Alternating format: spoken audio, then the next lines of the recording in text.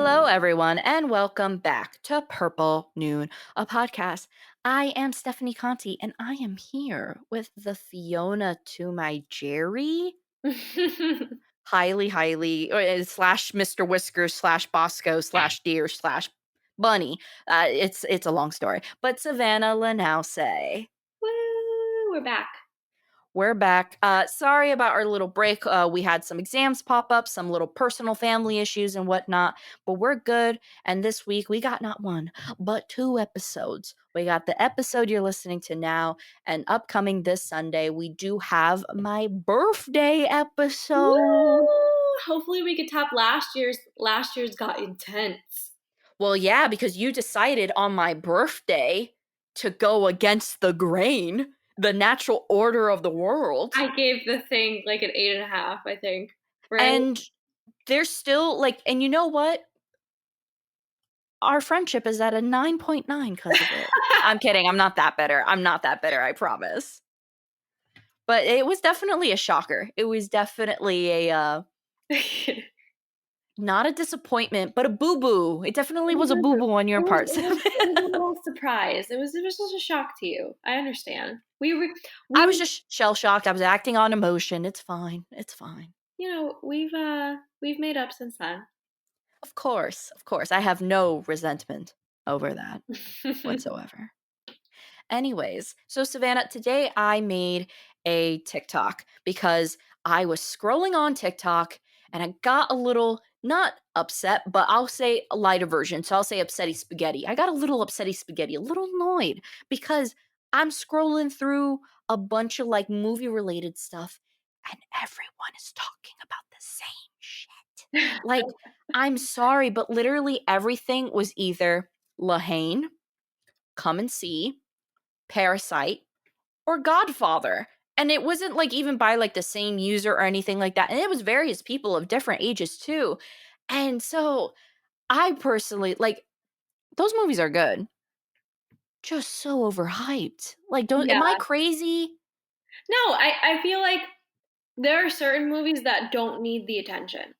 We don't need a 450th review of The Godfather. We don't need a 200th review. It's still so crazy how people are like, oh yeah, that's still the best movie of all time. And I'm like, it's been 40 something years. You could say that's your favorite. That's fine. Yeah, but it's just crazy too. It's just how even still, because I remember when I first started getting into The Godfather, every film person at some point has a Godfather phase, My Godfather phase, everyone my age didn't know it. Now, kids who are my age when I started getting into it all know it now because they're all like, oh my God, Mafia, Mafioso. And they think it's this huge, cool thing. And I'm like, it is. But dang, I was all alone when I first jumped the train, I know. Same with me and Goodfellas. You think anybody our age was talking about that movie 6 years ago? But now you have the what is it, the NYU film kids? Always. And you know what? I used to dream about being an NYU film kid, but it's just a lot of things there's more movies. There's just more movies that we can all be talking about. And like I said, I'm not dissing them if that's their favorite movie. That's one thing. But to just be 4 weeks straight going, guys, come and see. I get it. It's got a lasting impression. And I was like that for about a week. But on TikTok, come on, give me some more content. You know what it is? I think the worst is when they're pretentious about it. I think if someone's genuinely excited, if they're just like, guys, I really like this movie, that's fine. But if you're just like, oh, you guys don't know about this movie deserves all the credit, it's like, bro, all right. I'm some kind of a film aficionado. I've seen 2 out of the 3 Godfathers. And I think I know what I'm talking about. Even that, I don't judge people if that's what their favorite movie is. Awesome, power to you. Those are good movies and stuff. It's that whole pretentious attitude, This is what I'm saying. If you're genuinely excited about it, everyone's gonna cheer you on and gonna be like, yeah, bro, let's talk about The Godfather. You're nice about it. If you're superior, you suck. And also, everybody because you like everyone has a corner of their filmography, their favorite films. If you put it on a shelf and everything, there's always going to be everyone has that one movie that you pick out and you're like, "Excuse me?" And then they're like, "Wait, but I can explain." Mine, I might have several of those, including Tusk. That's been come up That's the before. Purple Noon official slammer, that one, because we rated it higher than Night of the Living Dead. Mr. Tusk is our mascot. Like, it's just one of those things where, like, obviously, we have every right to, like a movie like that, you know? But it's Yeah, just so like, at the end of the day, like, I'm not gonna school someone and be like, "You don't know this. This is the best movie. Also, by the way, I really enjoy, Tusk, Gremlins, superior. Poltergeist, Steven Spielberg's best movie." Like, I get it. And I'm not being like, "Oh, I'm ahead of the curve," or, "I'm, like, better because I like weird films that are just yeah, bad sometimes." But it's like it's just so crazy, like how pretentious people come out, especially the young ones too. But I made, carrying on from that, I made a TikTok essentially saying like, "Hey, those movies are great, power to you, but here are some other movies that I highly recommend checking out if you haven't heard of it, because they just don't get the hype." And some of the movies that I had mentioned were and even though, like I say, like, obviously you might recognize them, but in terms of yeah. like TikTok criterion thing, they just never come up. And that was like Tom Popo, Europa, On the Waterfront, World on a Wire, and Ministry of Fear was one that I like elevated in the comments too, because I didn't have enough time to talk about it.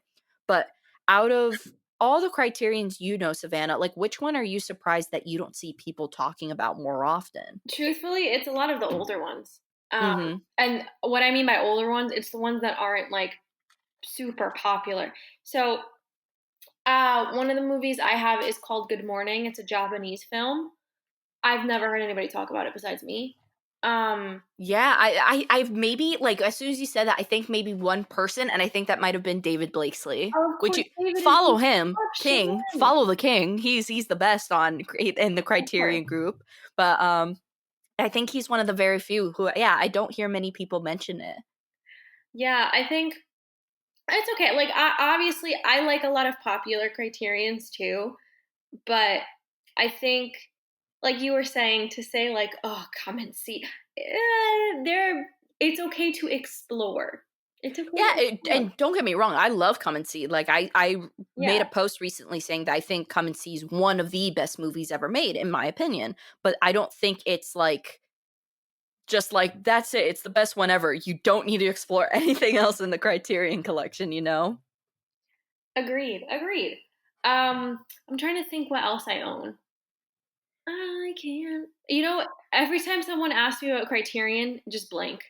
We run a Criterion podcast, and well, I do feel like a lot of it, I feel like Three Colors, it three gets hype, colors. but Decalogue, I don't see getting hype. I That's never see Decalogue getting hype, and that deserves the hype. yeah, definitely. Tokyo Drifter, the two movies I feel like I'm the only one to ever mention are Ministry of Fear and Europa. I feel like I'm the only person that even knows. Even I was very surprised. Like, I recommended it to a person, and then like a bunch of people in the comments were like, actually never heard of either of those before. I'm like, Yeah, they're fantastic. I know you've seen Europa. We both reviewed it. So like that one's a pretty good film. Um, but yeah, like, I don't know anyone else who's ever mentioned those 2. no, you're the only one for Europa, especially. I've heard of Ministry of Fear. I'm the only, because anytime anyone wants to bring up Lars, it's always gonna be Antichrist, you know? Oh God, yeah. Or Nympho. I hear that one a lot. Yeah, you don't really hear a lot about, like, Alphaville, or even Breaking the Waves, or even Melancholia. You don't hear about that. It's always focused on I feel like Nymphomaniac or Antichrist, truly. Yeah, because I think, truthfully, it's all in the name too. Yeah, So that yeah, also helps. definitely. Tom Popo, definitely a bit underrated too. Tampopo. I'm trying to think. What do I have? Stephanie, you know I what I you have? I know, wonder how based I based off have. the movies that you have, I actually don't see a lot of people, like, they're well-known movies, but they're just not talked about in the Criterion community, and that would be Oh, the yeah. Before series that you have. as well as I don't hear anyone talking about the 4 series in like the Criterion realms. And I also don't hear people talking about Princess Bride. Although those are two like pretty well established, movie series and movie, I don't hear people talking about them a lot. It's too mainstream. No, I feel like sometimes some Criterion fans, it's one or two things. Because they're so popular, I feel like people already own DVDs or special versions of those DVDs. For example, there's a lot of collector's editions of Princess Bride. So I'd kind of get if people didn't want to do a double purchase. Or I love my Criterion fans. I love the community, but some people think it's a little too mainstream. Yeah, and then like it's always so funny what like where people start off first in like the Criterion and everything, like it's just like I see everyone immediately they go to Parasite, which is a great introduction film, honestly, if you're gonna Yeah. like go into the Criterion, but they don't branch anywhere from like what's being talked about. It's always Parasite, La Haine, and Come and See is Oh, usually the I films people have a talk good about. one. I have a good one. Tell me. Um, I don't hear La Dolce Vita or what is a special one? What's the Sophia Loren one? Oh, A Special Day. Yeah, a special day is not that great, but I don't hear people talking about that, and Maybe I that's haven't why. seen too many. I haven't seen too many videos on La Dolce Vita. Yeah, I feel like definitely Italian cinema kind of died out. Everyone's like, "Oh, French New Wave, French New Wave, oh my god!" But no one's like, and definitely you get like some Fellini praise here and there, but like overall, in terms of like Italian cinema, like I'm the type of like person like in the Criterion Forum to be like, "Has anyone ever heard of El Pugna in la Tasca?" And everyone's like, "What? What No, is that?" meanwhile, I don't want to hear nothing from nobody. If you own Salo and you're one of those people that have to have the fourth every edition of Salo, don't talk to me about owning anything. Do not. Strong words, Savannah. If you own one copy, that's fine. Like that's cool. Or if you own like one new copy and old copy, that's fine. I've literally seen people that are like, I've owned every version ever. I'm like, Interesting. I mean, maybe it could be for like collecting value, but if you're just that specific movie, if you have like several versions of it, I don't want to talk to you about my the collection. conversation is not open. It's a one-way channel. You don't Yeah, have no any receiver on the other end. here. That's all. That's all I'm saying. It's so funny because even though like I'm 22, about to be 23, I feel like somehow it's so weird to be that age, but also recognize like I've been collecting Criterions for 10 years, which is like whack to even think about because I'm like, I'm only 22. Like, how is this happening? Who let me get into this stuff when I was like 12, 12 or 13, I think is when oh man, no, I think I was 13 when I picked up Purple Noon. Crazy, crazy. Who would have thought? Who would have thunk it? Great But, taste. Great yeah, taste. I picked up like Purple Noon when I was 13, and also I was a high schooler. I couldn't afford Criterions. You gave me that. I was loading, my little debit card and stuff, just waiting for the sales to happen. So I wasn't able to buy them all the time. But I remember before La Dolce Vita was even put out, imagine a 14-year-old going on Facebook and asking family, "Hey, can someone really help me find like an English version, like with the subtitles of La Dolce Vita on LimeWire, Yeah. please? Because I really want to watch it." I used to illegally download all Italian old movies because when I couldn't either afford, the Criterions at the time, or just because they didn't have them on Criterion, I felt so stupid because like 1 year later, La Dolce Vita was put on Criterion. I'm like, man, you had me. I got viruses on my computer. You should have done this earlier. The things we do for the love of film, you know? And it's definitely tough. But yeah, so I made that TikTok. Go check it out. We both have TikToks, and Purple Noon's account has a TikTok as well. So check those out. We both tend to do videos. You do more like commentary on movies. Like you did a great commentary on Lolita, and definitely people should check that out. I do like here's my collection, and then I'll occasionally show like some weird poster I got, or I'll show off like my little record collection and be like, has anyone ever listened to Andre Previn's We love it. soundtrack? Like a little loser. We love the experience. I try. But anyways, so today we're talking about a non-Criterion movie, and it's kind of bonkers. And let me just say before I introduce this movie, I showed this to Savanna and my boyfriend in the mind of like, oh, this is a dark comedy. It really wasn't. I made a Okay. boo-boo, and I'm sorry about that, Savannah, because it ended up being a little bit more because we were like, "Oh, let's watch something light." Yeah, I And it remember was either specifically this something movie light. or Light. something what was the other movie we were debating? It was another comedy or something like that, but Buddy cop comedy, really good, I with Ryan Gosling and oh, Nice Guys. Nice Nice Guys, Guys. thank you. I was thinking Other Guys, but I know that's not Other it. Guys is, Pharrell Farrell, yeah, not Pharrell, and, yeah, Wahlberg. yeah. But, yeah, so I was like, "Ah, this is" I remember the ending being funny, and I just went with that, and I showed them this, and I actually felt so bad because this was, like, it's a hard to watch movie. So bear with if anything is like, "Oh, yeah, I really like this part." It's still a hard to watch movie, so let me introduce it. We're talking about The Voices. Came out in 2014 and is about a likable guy pursues his office crush with the help of his evil talking pets, but things turn sinister when she stands him up for a date.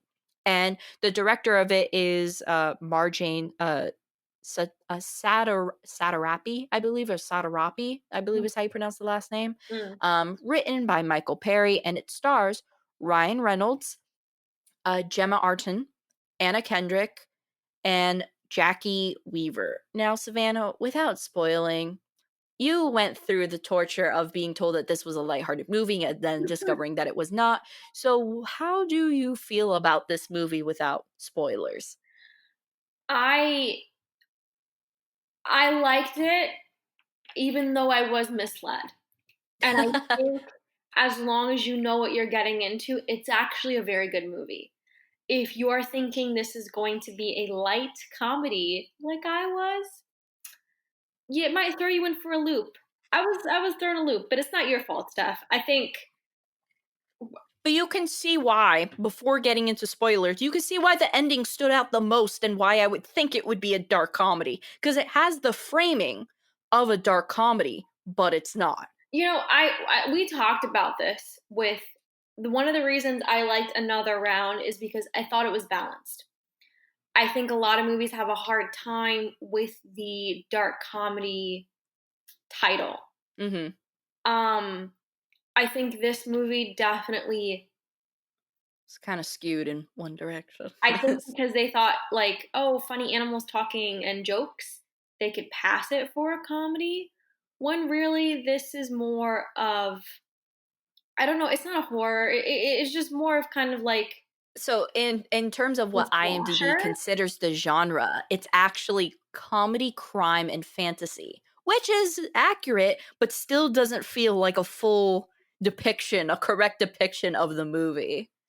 It's just an emotional load gets dropped on you at some point. You Yes. know, it's yeah. So I think that would actually be my only critique of the movie is it's a little misleading because even if you didn't like even if you weren't like this is a light movie, I think even the what is it? The summary of it is misleading. I think you're just like, oh, the animals talk to him.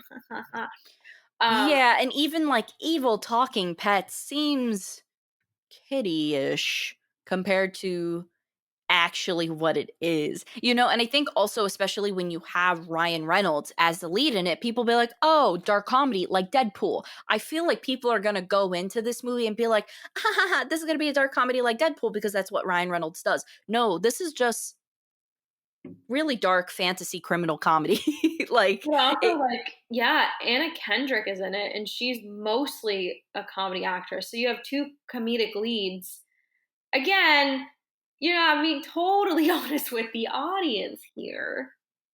So yeah, again, I think if you know what you're getting into, this is a very good movie. If not, be prepared for something not even darker. What's the word for like bleak. bleak? Yeah, be prepared for something bleak. It's definitely very bleak. And I think this is also why it did not do well in terms of reviews because when you see that and even if you see glimpses of the trailer because the movie is shot very beautifully with a bunch of colors. If you watch that, you're thinking like, "Oh, this is like dark Wes Anderson." No, like even someone I'm looking at a review right now called it an amusing horror romance. Do not call this a horror romance. Like this Can't that's be a romance involved. I would not consider this to be a horror romance either. It's really hard to explain this movie, but that's why I do think it's highly because that's I think that's both a pro and a con. Con meaning that with what you were saying, it's gonna be very misleading towards people, but also pro, it's kind of like no other movie out there. Yeah, you're not gonna find another movie out here that does what this does. Um, and I will say, Ryan Reynolds does a very good job with balancing it out. Mm-hmm. He's I know he's more known for comedic roles, but he's actually a very good horror actor too.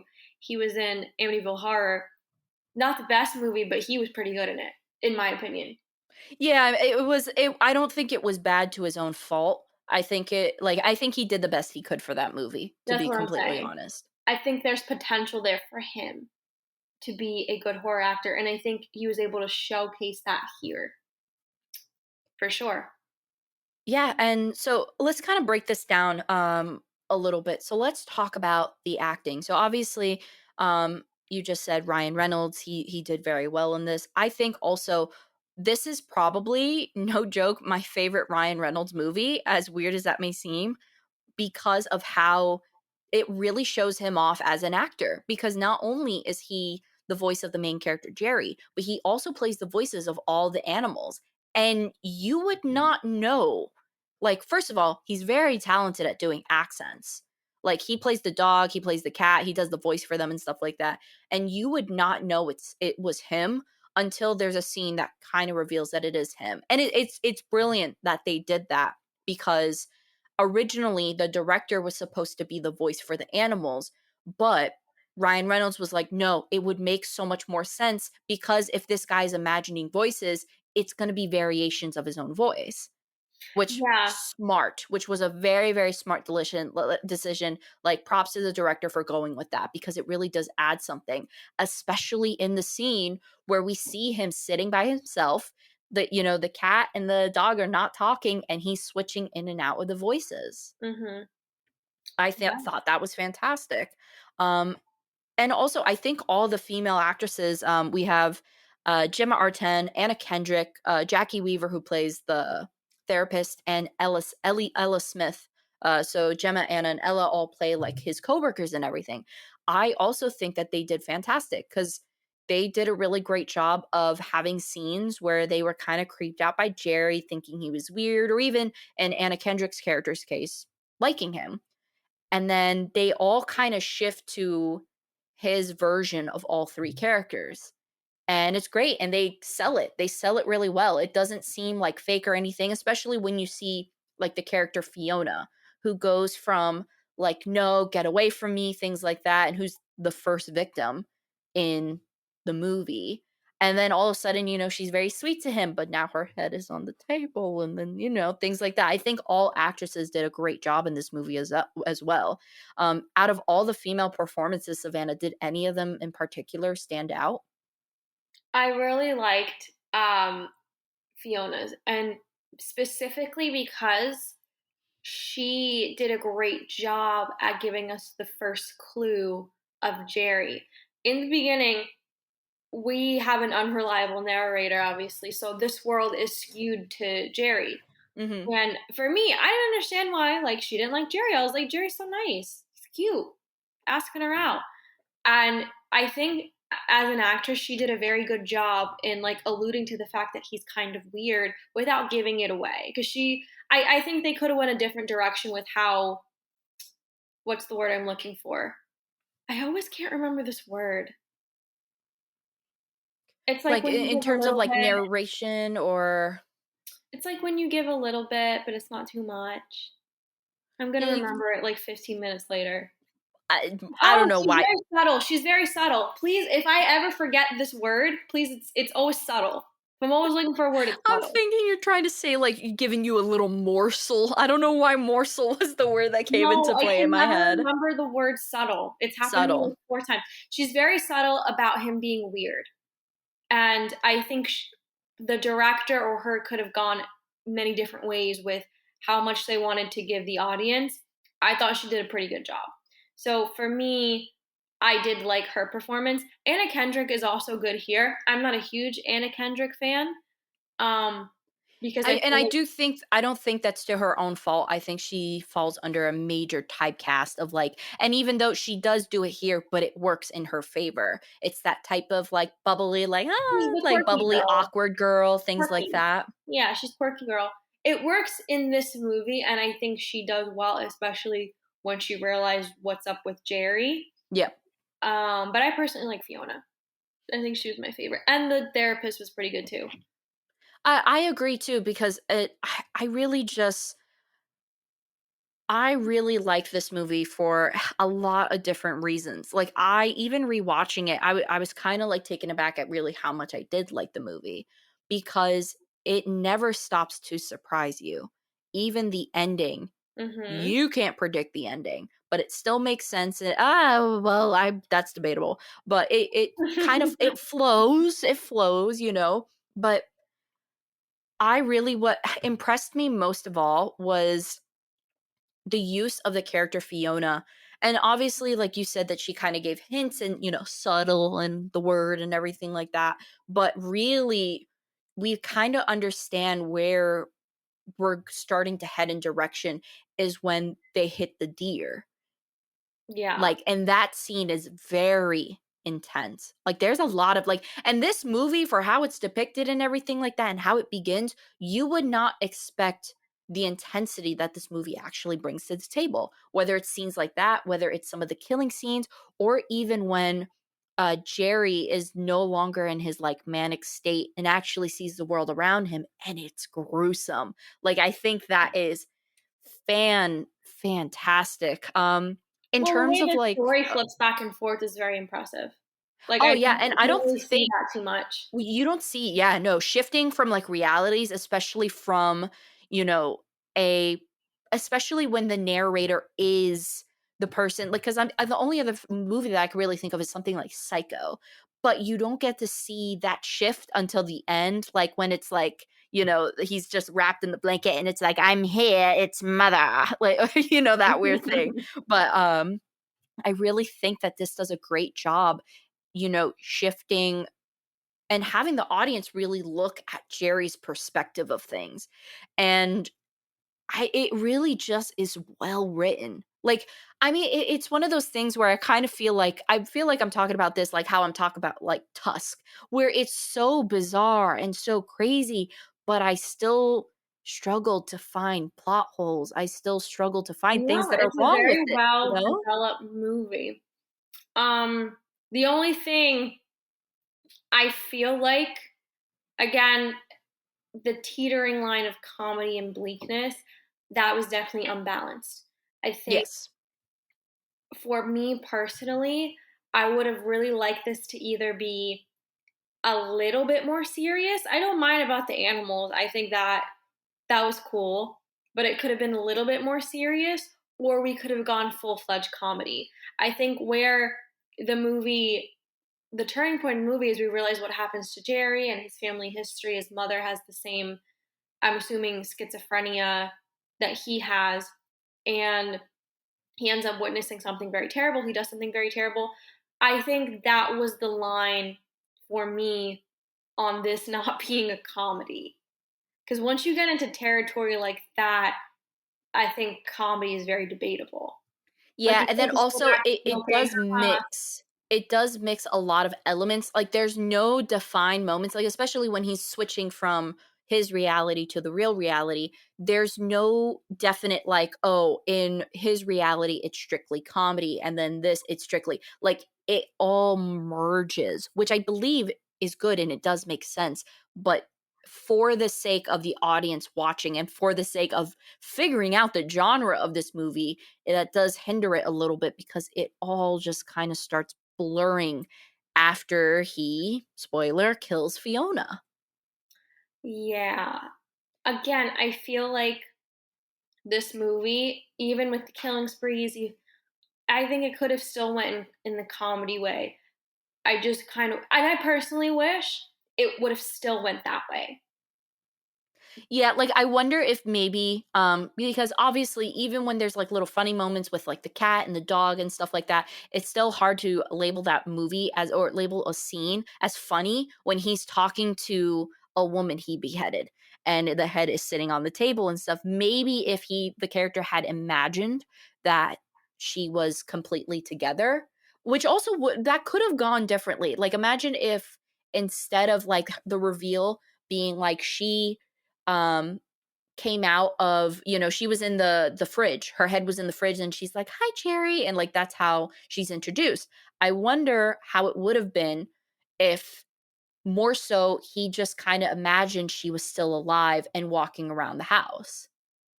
Something like that. I mean, again, I didn't mind the head thing. I just think that's where it started to teeter for me. And then his backstory is where it kind of unraveled. I think, like I said, I think a movie like this, it's always going to be hard to make it a comedy unless you just go full fledged like fantasy and silly. You know what it does remind me of? There was this movie that Jack Black was in a few years ago when it was supposed to be like a light comedy, but it's based on a true story. And I think it's like a guy kills his mother or something like that. But it's Jack Black, you know? Like, do you know what I'm talking about? I don't.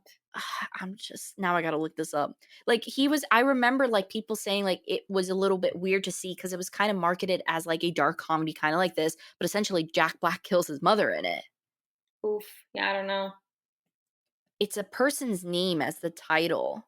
Man, this is the time where I wish we had like a Twitch chat or something and someone would be like, Stephanie, it's this movie. So I don't have to look it up No, myself. no, yeah. But like I said, I think this is kind of what I was talking about last time we talked about dark comedies. I've rarely seen movies that can pull that title off. And Mm-hmm. like you're saying, like a lot of movies, oh yeah, like there's a really sometimes a horrific thing that happens, but we make a few jokes, so it's a dark comedy. You know, I would like to see more successfully done dark comedies. I think we're in the right direction with this movie. I think there was good intent. I think they had the right idea in terms of dark comedy, but it couldn't be well executed because of the plot. And the plot was great and the storyline made a lot of sense. Um, Mm-hmm. but yeah, again, with that, that's my only critique. Only thing. Stephanie. Gotcha, gotcha. So I found the movie. It's called Bernie. Oh, can you hear me? Yeah, I thought you went out. That's my bad. Can you hear You can me? still hear me though, right? Yeah, you kind of went out too. I'm gonna write down the time when the audio went out, just so that way I could tell tell Act to edit. You can still hear me though, right? I can hear you. Okay, You so just, I think you went out for like 2 minutes. probably my sometimes my internet switches 32-minute mark. Okay, so I have that written. All right, I'll do a little countdown back in. All right, 3, 2, 1. So the movie I was thinking about, have you ever heard of Bernie? Yeah, I have. I don't know what it's about, but I've heard the name. Okay, so it's by Richard Linklater, and that's where the similarity is, at least in my head, at least where I'm thinking. And essentially, Bernie, it says, it's in a small Texas town, and a affable mortician strikes up a friendship with a wealthy widow. Though when she starts to become controlling, he goes to great lengths to separate himself from her grasp. Very interesting movie. It even has like Shirley MacLaine and Matthew McConaughey and stuff, and it was considered like it is labeled as a crime comedy or a dark comedy. And that's I would compare it to something like that. But I can see I personally I don't think that that weird line, in my opinion, because I do like the movie, I don't think the lack of genre or the concrete, idea of the genre, it doesn't ruin the experience of the movie for me, you know? Yeah, I got it. It could be misleading, like how I misled you and said it was a dark comedy but at the end of the day, I think how like I really just don't understand how else I could have like said it, and be like, "Oh yeah, it's just creepy." Kind of like Spring. How do you explain Spring to someone, you know? No, I understand. I just can see people going into this with a very different understanding of the movie, and I think it's important to just be like, hey, this is very bleak. There's some jokes in between, some fun animals, but you're gonna see some rough stuff. Mhm. But Yeah. other than that, good movie, very unique. And you know what?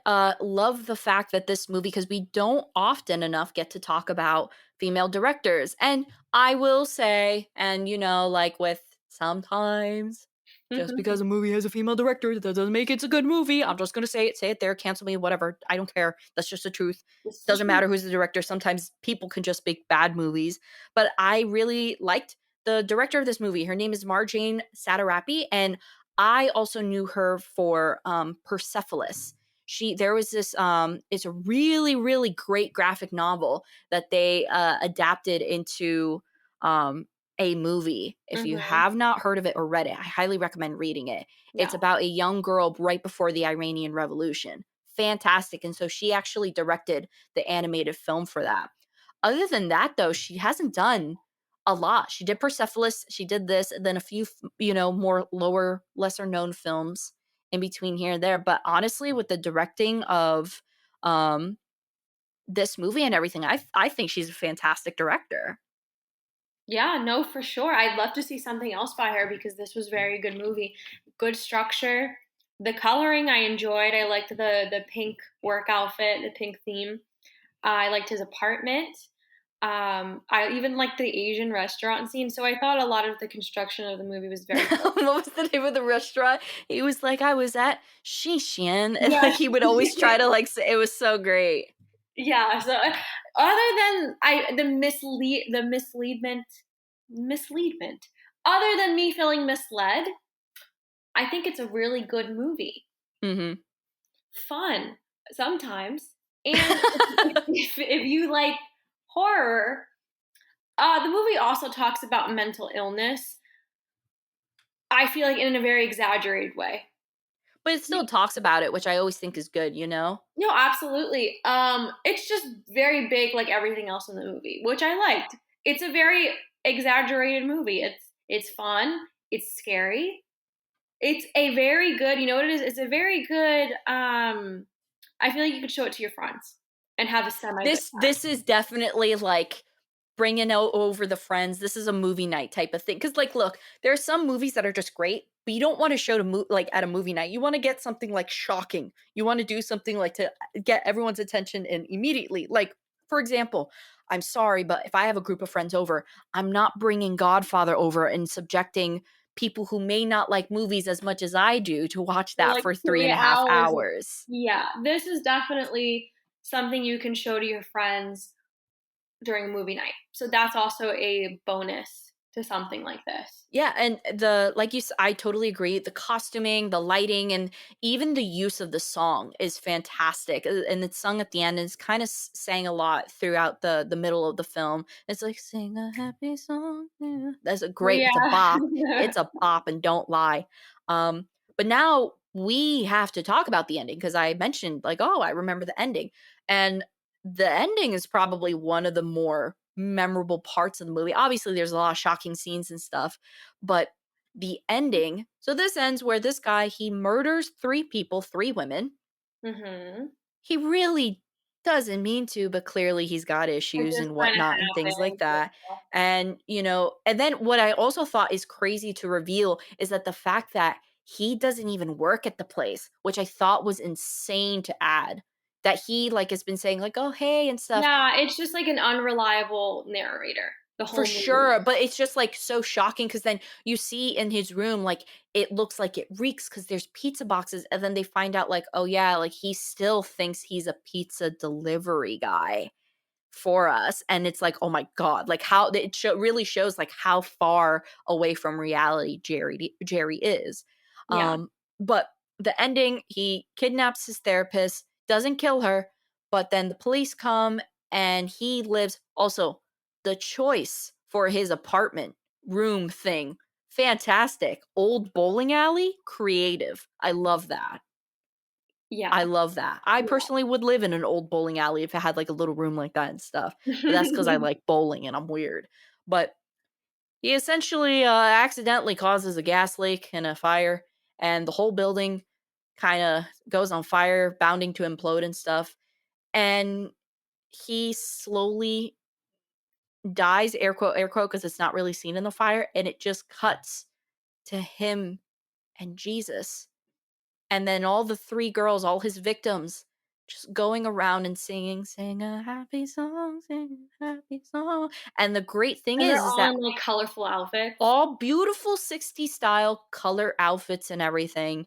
And one of the best things about it too is that Ryan Reynolds and the entire cast are actually singing the song, and it's great singing. Ryan Reynolds can sing, and he should try more.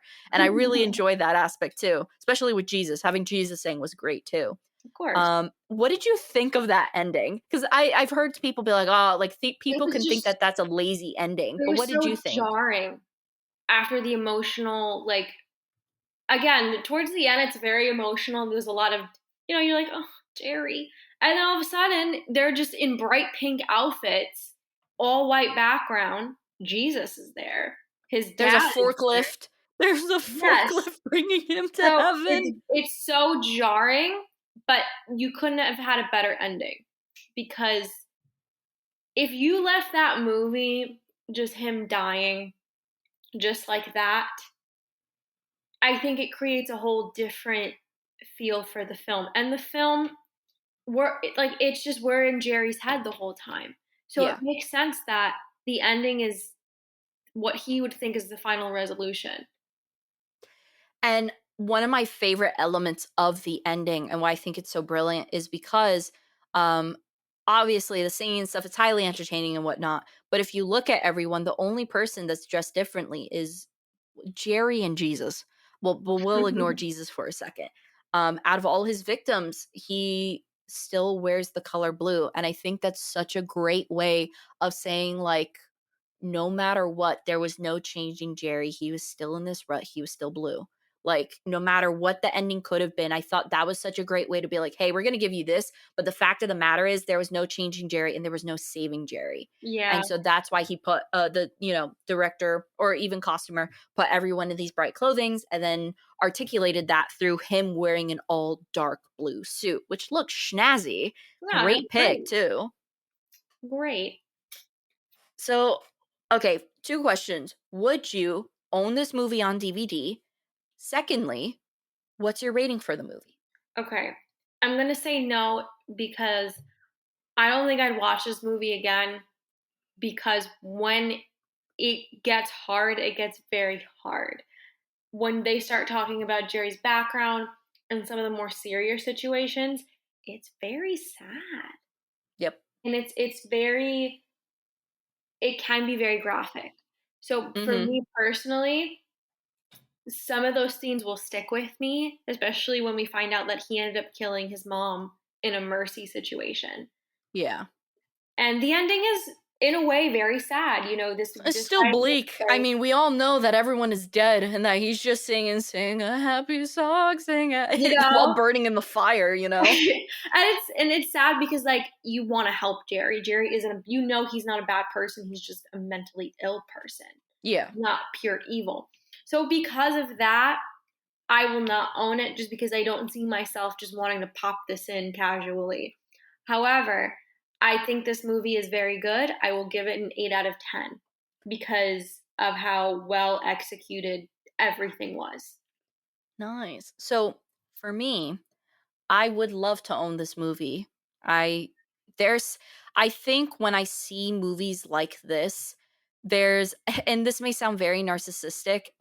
I always like certain movies for some certain reasons, and I think like true reason why I like this movie other than it's a really good movie is the fact that honestly, if you had given me the script, I probably would have done the same thing. As narcissistic as that sounds, like, oh, I wouldn't, I would have done the same thing as Marjane Satradapi. It sounds so pretentious and ridiculous, I know, but I really like it. Appeases my style. It appeases like my own personal, flair, I guess you could say. So that's why I would love to own it. That's why I'm gonna give it like a 9.3. Wow. All I right. mean, you know my work, you know the things I write. I definitely think this is if like a close representation of something that I would make, you know? Yeah. Because I do the dark stories, but my entire room is bright pink, you know? So I do like it other than just for my own sake, you know, and comparing it to me and stuff. I do think it's a fantastic movie and I do highly recommend it. But yeah, it really just does appeals to me. I really do feel like, oh yeah, like I would do this too. Like it's very agreeable with my senses. Sure, So sure. I would give it, yeah, I would own it and I'd give it that score. Awesome. All Definitely right. check it out. Worth watching for sure. Yes, and it is on HBO Max. And it's like it's good pace, good mood. Like No, no, it it's keeps you entertained. Absolutely. for sure. So definitely we recommend it. Um so yeah, so as always, thank you so much to Sensei David and Homeboy James. And if you're like, whoa, cool nicknames, where can I get one? Huh. Check out our red I almost said Red Bubble. Check out our Patreon, sorry. Check out our Patreon and just, you know, support us in any way that you can, whether it's a like, whether it's a subscribe, whether it's just listening to us, whatever. But if you want a cool nickname, go on Patreon and check out our tiers because our dollar tier is a cool nickname. Shout out that you get in every single episode. Definitely check it out. And yeah, just check out this movie. And next time we will actually it'll be my birthday episode. And we're going to be Woo! talking about one of my favorite TV show series of all times, The End of the Effing World. So that's what you'll hear from us next time. And until then, take care. Bye bye. Bye.